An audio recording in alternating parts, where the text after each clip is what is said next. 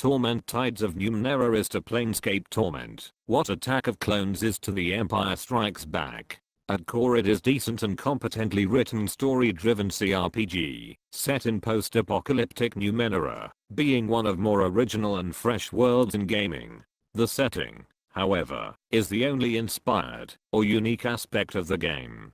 What made Planescape Torment so splendid and most likely the best story-driven RPG was the originality and authentic feeling it used from every of its godly pores. Epic main story, masterfully written companions with fun banter making them more lively. No cliche-filled cookie-cutter characters, no elves, dwarfs or knights in shiny armor, no armor at all in fact. Main character had to protect himself with magical tattoos. Few swords to be found, and most what was seen, heard or experienced in the game felt fresh and new.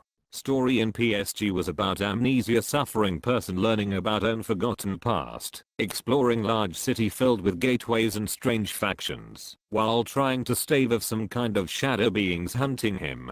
Story in Torment Tides of Numenera is absolutely different, because it's about amnesia suffering person learning about own forgotten past, exploring large city filled with gateways and strange factions, while trying to stave off some kind of shadow beings hunting him. Perhaps I'm criticizing Tides of Numenera too harshly. It is after all fan-made Torment game created by bunch of people in their own backyard. Oh, wait. It lacks content. The storyline is shallow and unoriginal with little development. 3 classes to choose from or just warrior, rogue and mage in disguise. Companions are mediocre with one exception. Combat is duller than in PST and that is saying something.